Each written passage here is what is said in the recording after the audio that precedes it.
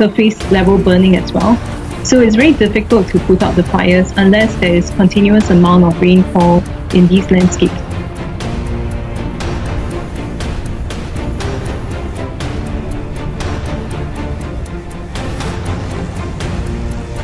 Flames sweep across the ground as fast as a man can run, reach 200 feet into the air.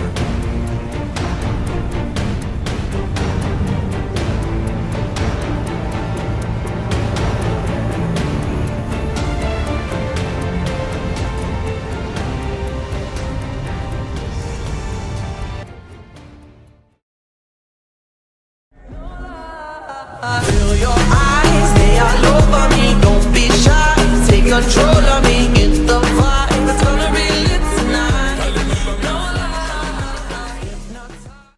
Assalamualaikum dan salam sejahtera. Kami dari kumpulan 10 akan membentangkan tentang pencemaran antropogenik. Saya Nurnalisa Sofia binti Raizat, nombor matriks 2211-024, akan membentangkan tentang pengenalan pencemaran antropogenik.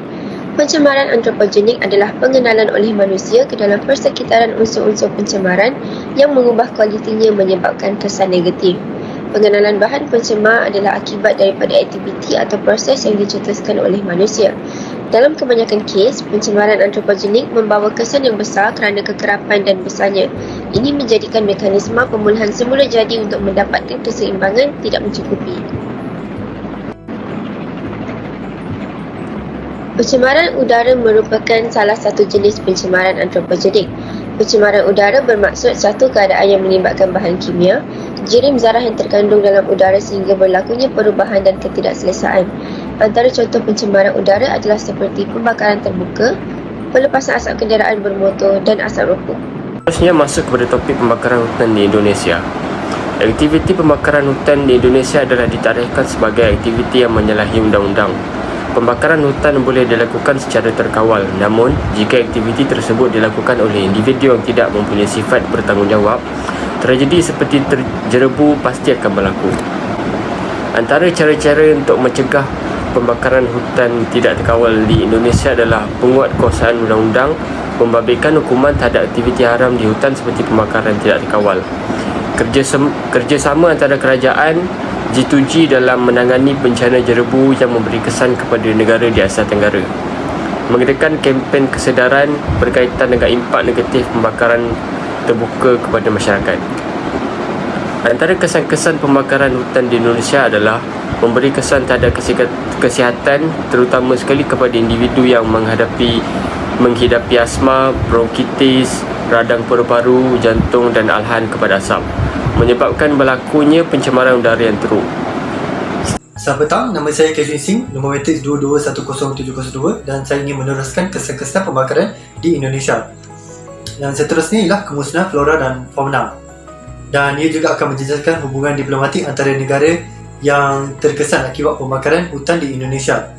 Negara-negara jiran di Indonesia seperti Malaysia, Thailand, Filipina akan mendapat konflik antara sesama lain disebabkan negara mereka juga terkesan akibat pembakaran di negara Indonesia. Sebagai contohnya, di negara Malaysia, kita mendapat jerebu disebabkan pembakaran hutan di Indonesia. Baiklah, hari ini saya nak ceritakan sedikit tentang pembakaran hutan di Australia pada Disember 2020. Apakah yang menyebabkan kebakaran hutan ini berlaku? Boleh dikatakan penyebab kebakaran hutan ini adalah semula jadi, di mana sambaran petir di hutan yang dilanda kemarau. Polis NSW telah mendakwa sekurang-kurangnya 24 individu kerana sengaja memulakan kebakaran belukar.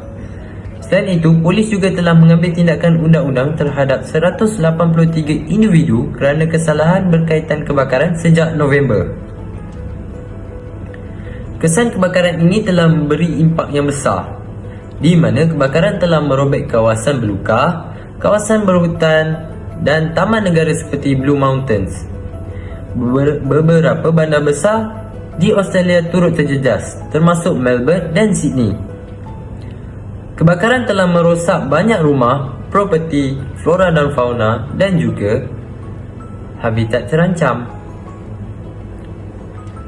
Oleh itu, saya dan rakan saya, Nur Akidah, akan menjelaskan tentang cara mencegah kebakaran tersebut.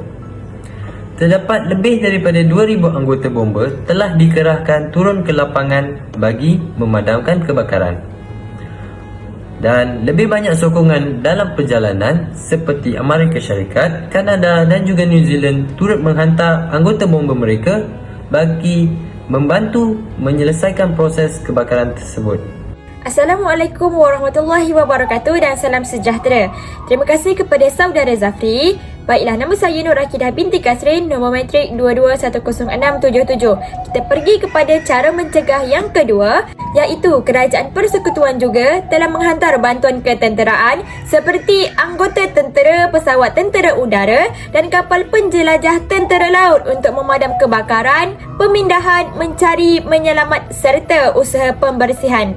Dalam bab 8 yang dipelajari, di bawah subtopik gagasan Eurocentrisme ada menyatakan mengenai implikasi kolonisasi.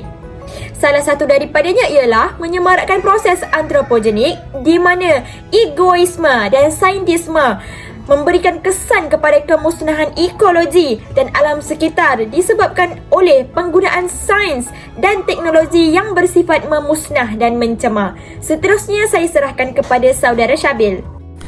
Hubungan kolonisasi, Eurocentrisme, antroposentrisme dan kejadian yang berlaku di Indonesia dan juga di Australia. Hal ini dikaitkan dengan kolonisasi di mana aktiviti manusia tersebut telah menjajah keadaan dan aktiviti alam sekitar yang sepatutnya. Implikasi kolonisasi melalui gagasan Eurocentrisme menyebabkan penularan proses antropogenik yang menyebabkan kemusnahan kepada ekologi dan juga pembiakan haiwan yang semakin terhad. Kolonisasi dan Eurocentrisme yang mencetuskan ketamakan manusia demi keuntungan telah memakan diri apabila bukan sahaja alam sekitar yang terkesan, malah ia juga memberi kesan yang buruk kepada kesihatan manusia. Contohnya, peladang di Indonesia yang membakar hutan mereka bagi menghapuskan tanaman yang telah mati untuk digantikan dengan tanaman yang baru telah menyebabkan pencemaran udara sekaligus mencetuskan jerebu teruk yang telah menjejaskan beberapa buah negara di sekitar Indonesia, termasuklah Malaysia. Pembakaran hutan di Austria pula yang antaranya berpunca daripada pembakaran kecil-kecilan dan puntung rokok telah menunjukkan manusia memiliki pemikiran antroposentrisme. Antroposentrisme bermaksud manusia hanya memikirkan mereka adalah hidupan yang paling penting di muka bumi ini tanpa menghiraukan tanaman dan juga haiwan. Akibatnya, berjuta haiwan dan tumbuhan kehilangan habitat dan juga nyawa semasa kebakaran di Australia tersebut. Kesimpulannya, pencemaran udara yang berterusan mampu memusnahkan alam sekitar, di mana ia boleh menyebabkan bencana yang besar. Manusia kini hanya tahu untuk mengejar keselesaan hidup, akan tetapi kita bertanggungjawab untuk menjaga alam sekitar supaya sumber alam boleh diwarisi untuk generasi akan datang. Akhir kata, hargailah alam sekitar yang memberi sumber untuk kita dan kita tidak patut memusnahkannya. Terima kasih.